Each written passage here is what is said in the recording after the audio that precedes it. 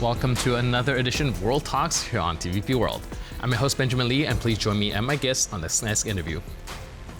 Now, recent statements by Poland's Prime Minister that any aerial object clearly violating Polish airspace and posing a threat will be shot down have stirred debate about who has the authority to make that call, whether it falls to a general, the defense minister, or the president, and what procedures govern these grave decisions. Joining us today on TVP World to clarify how this works in practice is Wierenga, lecturer in international relations at the Baltic Defence College, who specializes in civil-military relations, NATO policy, as well as defense procedures. Hello, sir, and welcome to TVP World. Good morning, Benjamin. It's great to be with you.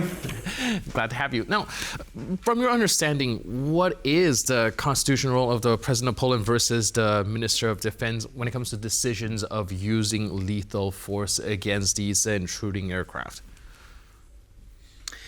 Well, of course, this comes down to, what state are we in? Mm-hmm. So for peacetime and what is defined as a non-clear emergency, major use of force decisions, which would include shooting down aircraft, especially from a neighboring nuclear power, are political, and they involve the government. So it would be the Prime Minister in this case. The Minister of Defense would, of course, obviously be involved. And there is a provision here where the President is consulted and may be.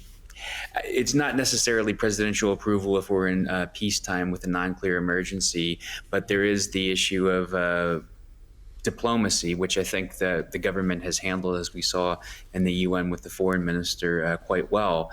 Now, if it's in wartime, then the president, just like the United States, the commander-in-chief, has expanded direct wartime command powers and a certain amount of authorizations which can be exercised through the wartime chain of command. But that becomes a bit hazy because, as we know, even what Russia is doing in Ukraine, they don't consider that a war. It's a quote-unquote special military operation. But there's also a provision where there's immediate self-defense if there's a clear and present threat. So if an aircraft is posing an imminent threat where a direct attack is thought to be very likely or imminent, if they are firing at a protected target, for example, then pilots or local commanders can act under the rules of engagement, which would be the self-defense rules, without waiting for a political sign-off. But these are really if a shootout is genuinely thought to be imminent. Now, I will say that the general constitutional norm, which is in provision to safeguard the sovereignty and the security of Poland, as well as the integrity of territory, which was expanded in the 60s, that was put down on paper to make it obligatory to defend the Republic of Poland. Mm-hmm. So Article 4A, Clause 1 of the Act, it says that the President shall make a decision on the application of the Prime Minister, which concerns particular defense readiness of the state.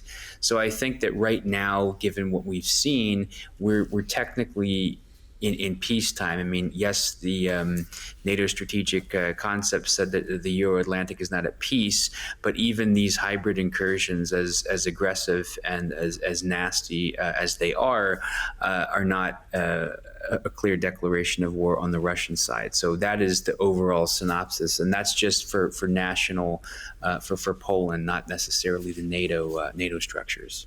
All right, so like you mentioned, there's a lot of aspect going into it, be it political, logistical, or of course the more kind of military side of things, and adding to the fact that Russia is making the definition of everything quite hazy, working on technicalities and all sorts of hybrid warfare. Is there any worry or threat that if anything imminent comes, Poland or even other NATO country will be so bogged down with these logistics, these terminologies and definition that won't be able to react accordingly? No, I don't think so, because they have been preparing for this for several years now, especially since 2022.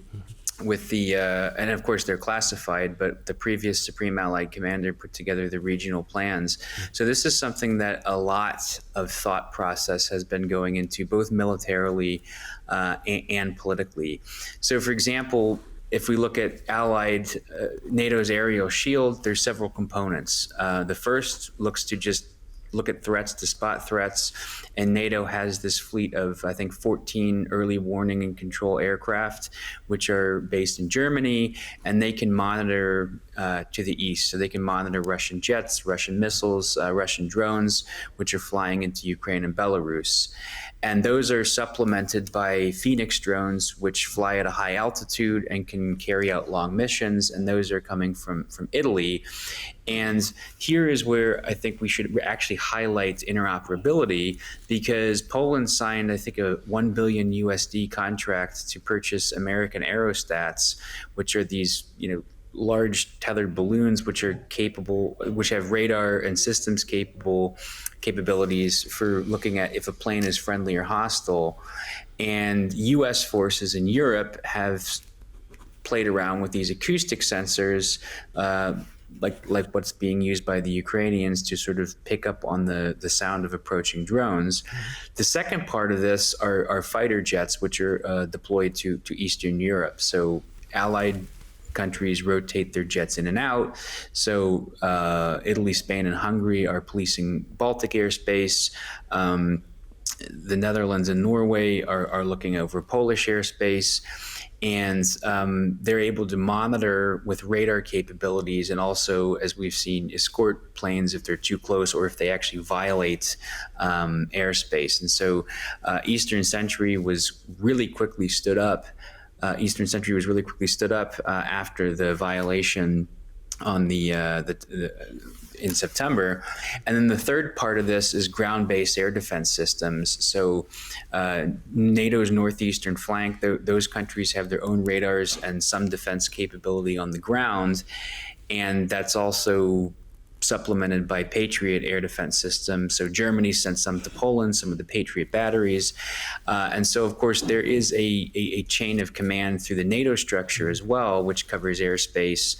And I think that these things are all discussed both at the NAC and through NATO military structures. So there should be a very clear indication. But if something were to happen very quickly, but I think the big takeaway is that there needs to be both military and political swiftness in decision making, because it looks like what the Russians are doing is upping the ante every time and seeing how the response will be, both from individual countries and from the alliance. All right. So when it comes to these decision making, do you find it more centralized or more distributed model works better for the NATO states? Well, I think it's centralized because there's a clear military chain of command here. So, for example, what I just talked about in terms of the airlines, that's overseen by NATO's Allied Air Command, which is based in Ramstein in Germany, and there's an American 4-star, which is the command there. And further down the chain, there are combined air operation centers, one in Germany that covers everything north of the Alps, and one in Spain that covers the south. And that's sort of like how NATO command structures are with the JFCs, Naples, Brunssum, and Norfolk. So I think that the way that NATO command structures are implemented is very clear. And of course, with the new regional plans that I mentioned were classified, those are, I'm sure, very indicative of who does what and when and under what circumstances. And then, of course, you have to add what I mentioned, the political element too. Right, like I mentioned, does seem like a very efficient system and will keep the skies safe. And last but not least, when it comes to Polish Prime Minister's announcement that anything that violates the airspace will be shot down, do you think that NATO have a general consensus? Do you think the other allies will agree to the exact same terms? Well, I mean, it's hard to say because, of course, anything at the NAC is very political. So an Article 5 request would be a political decision. Article 4 consultations are political. And I think that what we're seeing is a very consensus-based approach from all allies, because the more Russia does this, the more countries that are west of the Polish-German border are going to increasingly realize that Russia is posing an existential threat to Europe's security, Europe as a whole, and allied territory as a whole. And I think what we saw at the UN the other day was a really appropriate political measure to do, calling Russia out on the world stage and let them embarrass themselves by being caught lying so blatantly and so flagrantly that the only people who are left that believe them are people that support them. Right. So I think that yes, of keeping the sovereignty of the airspace as well. Thank you so much for your input and insight. Really appreciate it, and thanks for being with us on TVP World. It's my pleasure. Thank you for having me. Thank you. And thank you for tuning into this edition of World Talks. But for more, stay tuned to TVP World.